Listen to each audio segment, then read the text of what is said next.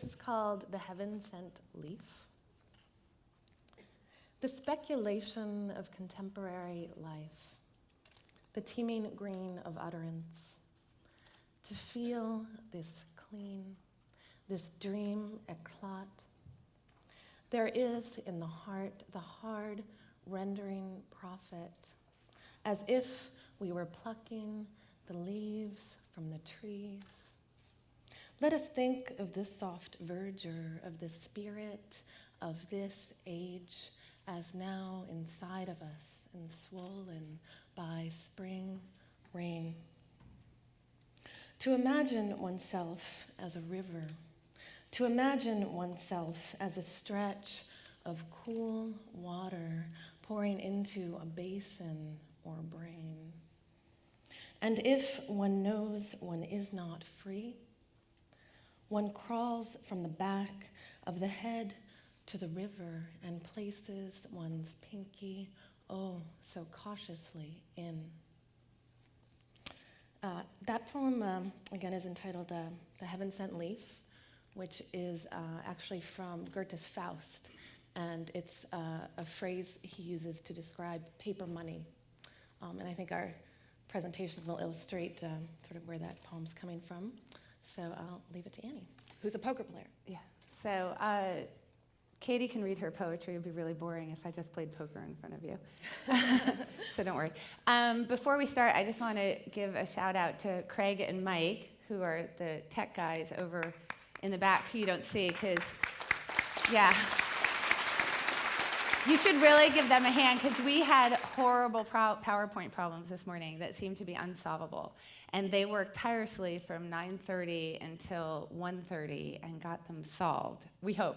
So hopefully this is going to go okay. So, Katie's a poet. I'm a poker player.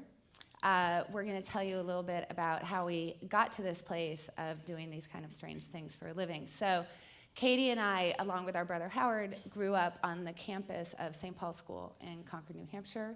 It's a very privileged boarding school, very elite, in the category of Exeter and Andover. So we grew up around this tremendous privilege. I went to school with people named Rockefeller and DuPont and Pillsbury, and that guy went to the high school that I went to, John Kerry. And so those were the type of people that were going there. But while our family was surrounded by this great privilege, we had none of it for ourselves.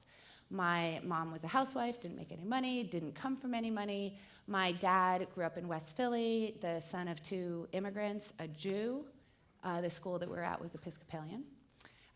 He was the first person in his family to go to college. He went to Haverford.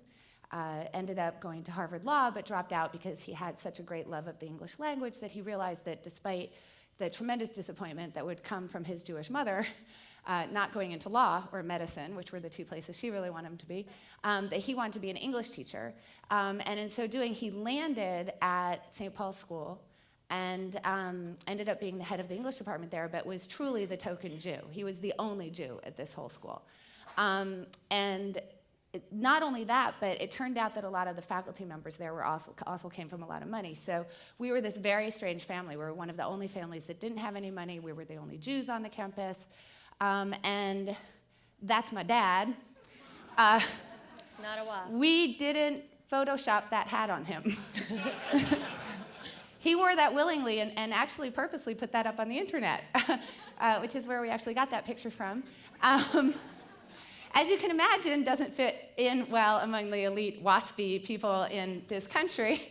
Definitely not a waspy picture, and you can imagine why we felt like we didn't belong anywhere. Certainly didn't feel like we belonged on that campus, but he considered himself to be a jokester and a jester, particularly when it came to language and wordplay. Now, later on in his life, after I'd already left the house, he turned that into a second career. Published a book called Anguished English, which is sort of a bloopers. It's very funny. You guys should actually pick it up. It's actually really funny. He's now on about his 20th book. He retired from St. Paul's after 23 years there and ended up embarking on a life of writing books about language and going around and doing speeches about language to people. So he kind of made a second career for himself. But while we were there, obviously, it had a very deep impact on who we were going to become as adults. Now, this is actually, I'm on the left, that's me, and That's my older brother, Howard. We're about 22 months apart. Katie's actually much younger than we are, so you don't see a whole lot of pictures of all of us together. We're at a puppet show. My mom was an aspiring actress. She was really involved in community theater. That just happens to me after I lost my first tooth. I only put that up because people wonder if I'm a natural redhead. So, She dyed her hair even then. yeah, right. When I was 5. So anyway, It's a natural beauty there. So I don't have as many pictures to sort of help me on my way here with this part of the story, partly because I was, by a pretty significant amount, the youngest. And basically, I'd say about when I was 11, so probably a couple years after this picture, everything in our family really changed in ways that were really unexpected. And I know for me, being a pre-adolescent, it really changed my life. I'd sort of grown up thinking, oh, we're kind of outcasts or misfits. Maybe we can get through life, I don't know, making jokes and kind of being smart, being good at English and things like that. But then what happened was our father in 1984 wrote that book, English to English, which became a big bestseller, actually. It was a big sleeper bestseller. And sort of speaking to the people in the audience and some of the stories we've heard so far, it's truly an inspiring story. He had just loved English, again, dropped out of law school, started writing a column for the local paper about language, and that got picked up by a small, unknown publisher in the South who published it, and it became a sleeper bestseller and actually sold 1 million copies. So I think that's a great story as far as somebody who just followed their dream and things really happened for them. So basically, Dad retired from St. Paul's. I was probably a sophomore there.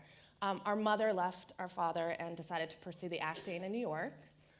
Meanwhile, Howard, who had been, and this is our older brother, who had been, isn't he cute, who had been really passionate about chess and literally would sit, all night long playing chess in the dark, smoking cigarettes, people used to do that, and kind of alarming all of us, decided he had gotten into Columbia and he decided to go to Columbia early and pursue chess in New York. And basically what happened, and we don't need to go into the details too much, is that he discovered a backroom poker game in the chess club and became basically addicted to poker. never did make it to Columbia. Never got to Columbia. And Never got to Columbia. and actually, speaking of inspirational stories, for a couple of years was really a loser, a kind of a two-bit loser. I know it's hard to believe. He didn't make it to Columbia, but he lost the money that had been set aside for him to go to Columbia. Speaking of risks. Obviously, as you can tell from this picture, though, things ended up working out okay. Yeah. So, well, maybe. So he, but at some point, speaking of, inspirational stories and, I don't know, kind of will and intelligence and using those things, he basically decided, I want to be a winner. And he sort of sat and figured out poker. He actually got also into sports betting, which in the 80s, I work in finance as a living, and in the 80s, it was a little like hedge fund sports betting. They were just coming into these ideas of sort of doing statistical arbitrage, basically, with sports betting using computers and things like that. And he was on the bleeding edge of sports betting in the 80s. And our mother, as a day job, helped him in this business. Annie went to Columbia and learned poker then as a college student, although she didn't pursue it seriously until later, and she'll tell you that part of the story. And basically, this was a shock for me. I think it was a shock for all of us. I was thrilled. They all had some money and weren't at the boarding school anymore, and I could go to New York and go shopping. So that was really exciting for me. And again, Annie will go into more detail on their careers. But basically, I went to Berkeley. I studied English, wrote poetry, and decided the best day job in the world, and at this point, and again, Annie will go into this, Annie and Howard were doing really well living in Las Vegas playing poker by this point. Thought the best day job for me as a poet is to go move to Las Vegas and learn poker. So I went to Vegas for a year after I graduated, studied poker with them, and then I got into the Iowa Writers Workshop, sort of abandoned my poker career, whatever that might have been, and became a writer. At the urging, by the way, of all the poker players, including me, who said, you don't want to do this for a living. Yeah, it was really go do something worthwhile, But, and basically, this is my memoir, Poker Face, A Girlhood Among Gamblers. And, the story was interesting enough for New York publishers for them to take the book. to my shock. And it was also interesting because at the time, and this was before poker was on TV and became really sort of a big deal, the publishers, they were intrigued by the content, but they thought, are people going to really buy this book? Do people really know anything about poker? And it came out literally like 6 months before poker hit the airwaves. And then I think there's this one more. This is my first poetry book, which I published a year before the memoir, actually, in 2002. And then we're going to go to Annie. So I went to Columbia, and sort of fulfilling what my brother didn't, I guess. But I was living in New York with my brother, and when I was at Columbia, I decided that I wanted to be a poet, which is a little known fact. I know, it's really weird, but I was really bad at poetry. I was very good at imitating other people's styles, I think because at my heart I'm a mathematician. And particularly when you're talking about poetry, I was very good at imitating the rhythm and sort of the structure of other people's poetry, but very bad with coming up with my own. So while I did major in English Lit and particularly studied a lot of poetry when I was in college, as a backup I did something a little bit more my talent level, and I was studying cognitive psychology. And I ended up getting a National Science Foundation fellowship and went off to UPenn to study cognitive psych, which I did for 5 years. I was getting my PhD there. And during that time, while I was at Penn, my brother would bring me out to Las Vegas for vacations, which was really cool because since you know my background, you know that I was actually living on my National Science Foundation fellowship, which I'm sure any of you who have had experience with those know is not really enough to be able to eat. So, I paid my rent and I could eat for about 3 weeks of every month. And then the last week of the month, it was kind of, hopefully my friends would take pity on me and, take me out to dinner or something so I could eat something. And so he would bring me out to Las Vegas, which just seemed like so amazing, this paid vacation. I would play poker. And as I was playing poker out there, I would always not want to go back. Because I think that when I sat down at the poker table, it really fed whatever it was in me that I wanted to be doing. We had a lot of we had a very fractured family, as Katie mentioned, and a lot of our social interaction took place over cards. And cards is an extremely mathematical game. It's all game theory, actually, which is something that I was extremely interested in. And I think that it really brought together everything that I did. So as I was thinking about going and getting job talks, in fact, I had gotten a lot of job talks at places like NYU and Duke and UT Austin and some other places. I canceled all of them. And I left, and I still didn't have a plan to become a poker player. I just knew that I didn't want to be a professor. And I went off to Montana with my then husband. And my brother said to me, hey, maybe you could play poker while you decide what you want to do. So it was kind of like in a meantime thing, which I did, and this is me winning the World Series of Poker. So he had some dreams for me. I think he saw some talent in me. I obviously had a great teacher in my brother, and I actually ended up rising to the same heights with him, and he was right there. There he is, watching me win, which was so exciting. I then jumped on him. I was so excited that I had won this, it's a bracelet at the World Series of Poker. He has a bad back, and this didn't help. He couldn't walk for 2 days after that happened. I think he probably thought it was okay, though, considering that it was sort of both of our dreams at that point, and he had already won a world championship, so that was a really cool thing to have a brother and sister who had achieved the same thing. We're actually the only brothers and sisters who have done that. Poker then offered me a lot of cool opportunities, like meeting Ben Affleck. That's not such a bad thing. I actually got to coach him, and I coached him to a win in a $10,000 tournament. And then I had this happen to me. She's very competitive with me. She wrote what? Yeah, so I got a chance to write a book, finally. And I wrote a memoir about, my life in poker, sort of particularly from the aspect of a woman in a game where it's 97% male. Not a lot of women are doing this. And this was a really good day. So on this day, ESPN and Harrah's invited the people that they considered to be the 10 best players in the world to come play poker against each other, and they put up a $2 million prize. And my brother and I were lucky enough to be invited to the same table, which was really cool. And I'm going to show you what happened. That's my brother. That's me. Howard, the short stack medium pair, will be all in. His tournament life at stake. And he gets what he wants, a 4-1 favorite. And Annie knows she's in trouble. Her brother in a commanding position to get right back into the thick of things and take nearly half of her stacks. And here comes the flop. Annie gets her 6 and a full house. Oh, God. Oh, God. And she immediately feels horrendous for her brother. What a tournament this is I to handle did. emotionally. They've played together for so long, but never for $2 million, never been in this type of position. The 9 on the turn, no help for Howard. And now on the river, Howard will need a queen or a 7 to make a better full house than Annie, or he will be going home. The river card now. It's a 3, and that's the end of the line for Howard Lederer. Annie Duke knocks her big brother out. I'm sorry, Howard.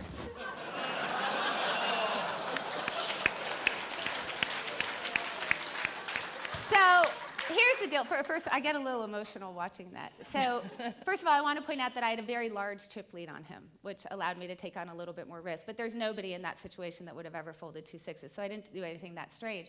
I just happened to get lucky and knock him out. Which may be because when we were little, he used to trade nickels for dimes with me, and I think it was just retribution. But first of all, you'll notice that there was another guy still at the table. His name is Phil Hellmuth. I don't know if any of you know who he is, but he's won 11 world championships. I actually did go on to beat him, which was my brother's only wish after doing that. So I won $2 million on that day. So yeah, it was pretty cool. Doing what I love. Honestly, I would play poker if it paid me $0. So it was really cool to do what I love. But you'll see my emotion there, and obviously there shouldn't be any crying in poker. But it's interesting because while I was playing, you noticed that I was emotionless and I was absolutely going for the throat. But as soon as I came out of the hand, I was like, oh my gosh, this is my brother. But I've had people ask me about this a lot. How could you knock your brother out of a tournament? How could you do that? And my response is, how could I not? It would be cheating otherwise. Because poker is a one-player game, one player to a hand. So if I played any differently against my brother than I would against anybody else, and I would have done this against anybody else, then my brother and I would be colluding, and that wouldn't be okay with me. My mother did say to me after she saw this, how could you knock your brother out? Now, for the birth order thing, he is first. So I was like, whoa, wait a minute, Mom. Aren't you happy that I knocked your brother out? Like, is this him or me? I don't know what to tell you. But anyway, you might think that doing this and obviously besting my brother, who was my mentor, and my older brother, and all of this stuff, and certainly beating Phil Hellmuth, which is always a pleasure. He's kind of known as the poker brat, would have been the height of anybody's career. But I feel that nobody's career is complete until they appear on a really bad reality show with Joan Rivers and Donald Trump. So I went on this show because another passion of mine is charity, which I'm going to talk about in a second, and Celebrity Apprentice, as sort of odious as the experience was, I knew would be a really good vehicle to raise money for charity. Although you'll see in a second that Joan Rivers apparently doesn't feel the same. And I did raise $750,000 for a charity that I really care about, which I'm going to discuss in a second. But anyway, just so you can get a glimpse of how hellish that experience was, I here don't you go. want to hear this charity nonsense.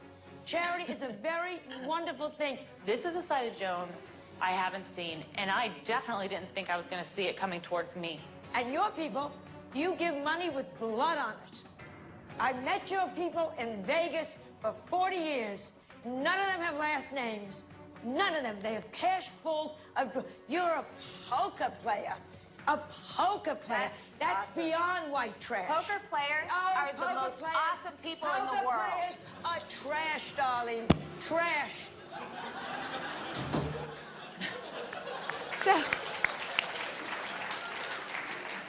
So I'd like to point out that I win the award for lamest comeback ever.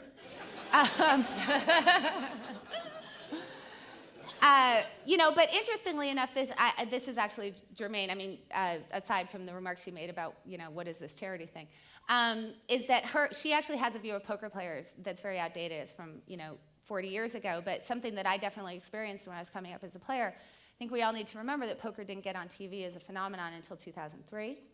I started playing professionally in 1994, so I spent a good 9 years doing something that nobody understood. I would tell people that I played poker, and they would ask me things like, oh, where do you deal? I'd say, no, I don't deal cards. I play. And they'd say, oh, your husband's rich? And I would say, no, actually, he doesn't work. I support the family. My husband was a house husband. And they'd say, oh, well, you're independently wealthy then? I'm like, no, I come from actually a very poor family. And then they'd ask me if I was going to GA, Gamblers Anonymous. because clearly I was living in some sort of delusional world, but it was extremely difficult to explain to people that what I did was essentially the same thing as a trader does in the stock market, and did they think that those people were gamblers as well? And they would say, well, no, but they're doing a real job, you know, and I would say yes. yeah, right. And it was very difficult to explain to them, like to sit down and say, look, you have a market, and if you're investing the right amount in the market for what your rate of return is going to be, and then they'd fall asleep, and you know that would sort of be the end of that. So, Speaking of, Oh, sorry. Can you go back? Yeah. So meanwhile, Annie says, oh, I wanted to be a poet in college, and I became a poker player, and I had gone to Vegas and tried to become a poker player and abandoned that. But basically, after those 2 books came out, Poker Face and Winter Sex, I hit 30, 9/11 happened, and I decided actually I wanted more security, and also I think I decided I didn't want to write for money. I wanted my writing to be writing, and I wanted my money-making to be money-making. So I thought, well, where do they make money? Hedge funds. So I applied to a hedge fund called D.E. Shaw, fairly well known. Maybe some of you guys techie. Is anyone out there like a quant or a developer? Yeah. No, not as many as I thought. A few. Yeah, he used to work at D.E. Shaw. Yeah. So basically, they hired me, a poet, to recruit the mathematicians, which sounds kind of ridiculous, and people always get confused by that, except for the fact that I was very used to people, to quants. as I was saying, she just had to go find people like me and Howard. Like Howard and Annie. It's just like, how hard was that going to be? Who wanted to work in offices. That's really the difference. But so that was a lot of fun. And this actually, I think this was maybe, I don't know, maybe 4 or 5 years ago this came out. I don't even know where, maybe New York Magazine or something. But right, quants are like these people from like MIT with physics degrees and things like that. So for 6 years, I worked as a day job doing recruiting for this hedge fund and finding guys like this. And ironically, and again, this sort of goes to show, I think if you follow your passion, you follow what you love to do, and I think as a writer, if you're willing to be uncomfortable, I know someone talked earlier, we were trying to fix our presentation so we didn't get the full brunt of it, but about mistakes, right, mistakes. So for me, I felt like, oh, I made a mistake, or oh, I'm here in an office and I should be a writer. But ironically, this book I wrote, The Heaven Sent Leaf, it's really poems about money, and it was really inspired by the discomfort, which, you know, in sort of poetic parlance would be suffering, of working in a high-rise in Midtown Manhattan, which was not comfortable for me. Do you want to go to the next slide? Well, yeah, sure. Yeah, there you go. So I think this is a funny picture. So this was actually taken at the artist colony McDowell. And while I was in this office job, I was constantly taking extra vacation to go to writers' colonies and things like that. And I think this is sort of funny because these are actually the manuscript pages of the book, The Heaven Sent Leaf. And when writers see this, like on my Facebook page, for example, they say, oh, those are your poems. But when finance people see it, they say, oh, are those resumes? So I say, yes, I just love those resumes so much. So yeah, so, you know.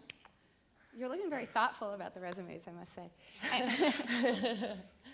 Yeah, anyway, so it was really funny because she kind of ended up making her way sort of into what Howard and I did anyway, in kind of a weird backdoor way, which I thought was really interesting. Anyway, so that's Don Cheadle sitting next to me. He's the co-founder with me of Anti-Up for Africa. So you know, I toiled away in obscurity, intending to always toil away in obscurity, and actually being quite happy being totally obscure from 94 to 2003. In 2004, I won the tournament that you saw a clip of, and that actually made me a relatively household name. And I didn't like that very much. I'm actually a very private person. But I thought, well, okay, if that's going to happen to me, then I guess there's 2 things I can do. I have children, so it will allow me to make passive income that will allow me to hang out with my kids more, which I then set about doing. So I started doing a lot of branding initiatives for myself that worked out pretty well.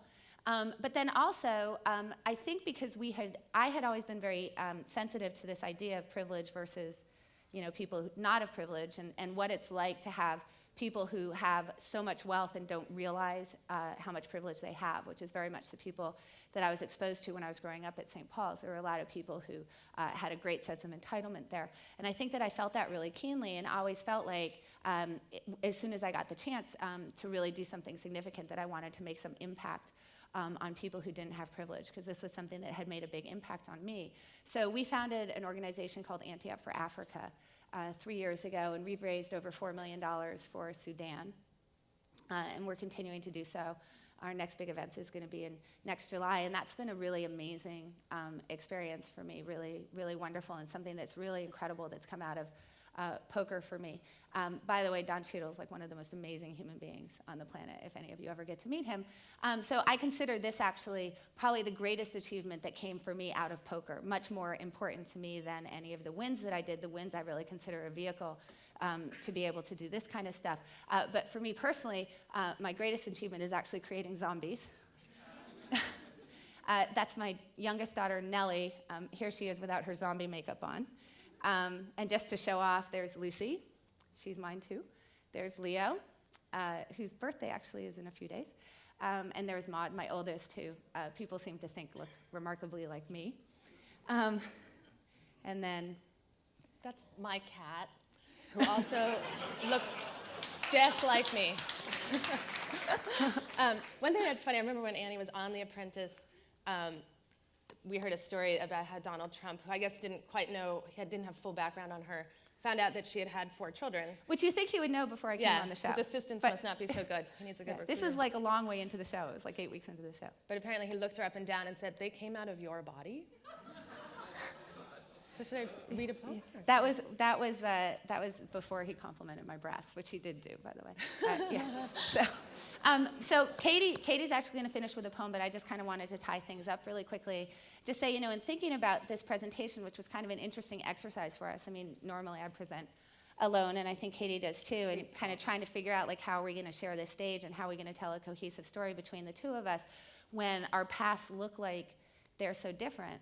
I think that what we realized is that our paths are really the same, and I think it goes back to those beginnings where we were eccentric in the truest sense of the world. There was kind of this circle of privilege that we were living in, and we were completely outside of that circle. We were total oxymorons in this world, right? Like, we were Jews in an Episcopalian world. We were poor in a very rich world. And I think that it's really interesting because I think that a lot of people can end up reacting to that feeling like, now I'm going to spend my whole adult life trying to find a way to belong. But my family instead, when we were growing up, really celebrated that kind of eccentricity. And it was the idea that being different was really, really important. It was really good, and it should be celebrated. And I think that that's what allowed all of us to go off and feel like, without fear, we could just kind of do our own thing. I quit graduate school and just was like, oh, now I'll play poker. My brother never went to college, at a place where, just to give you an idea how important college was when we were growing up, I chose to go to Columbia and got yelled at by the college counselor who said, anybody from St. Paul's goes to Harvard, and you're putting a black mark on this school. Because I wanted to be in New York, and I thought, isn't Columbia still in the Ivy League? I'm a little confused here. But that was my rebellion. I didn't rebel all the way out of the Ivy League, but I got to the edge of it anyway. See, again, lame. It's like my lame comeback. I'm always doing these lame things. Like, I'm going to rebel. Columbia it is.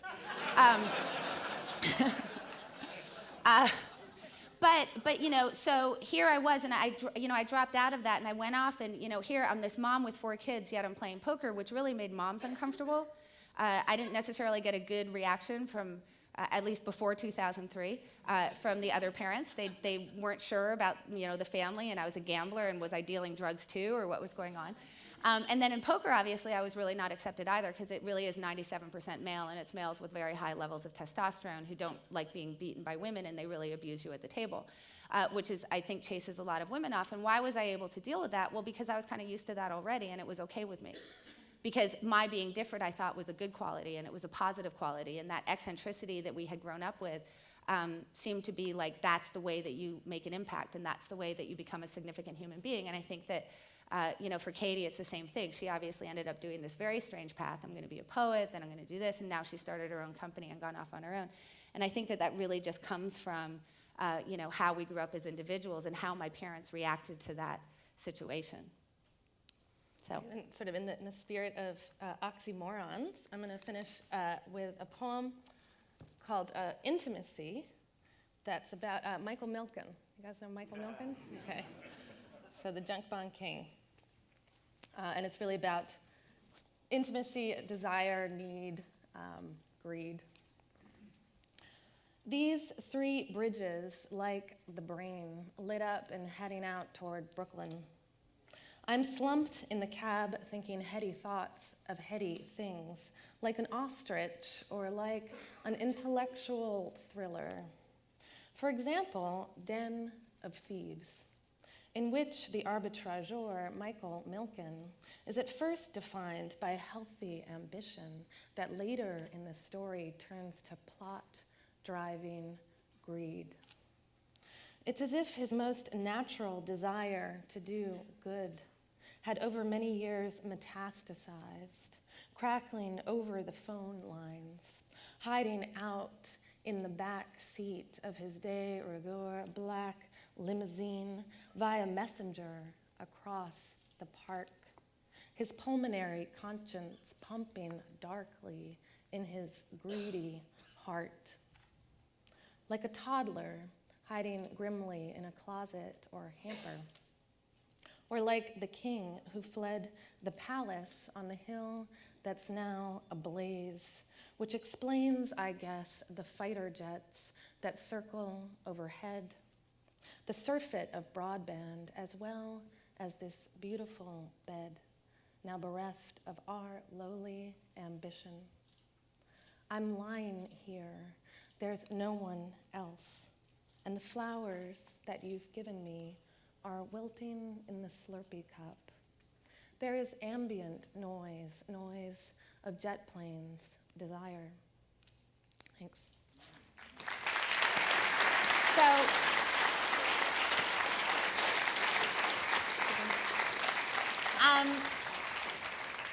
So if there's a prize that's hidden on one of the thingies, right? Like yesterday. It's a card with 4 holes in it. Is that right? I think so. Okay, so if you have the card with 4 holes in it, what you're going to win is a 2-hour private poker lesson with me. So look at your, like yesterday, look at the thingy dingies and see if you won. That's it.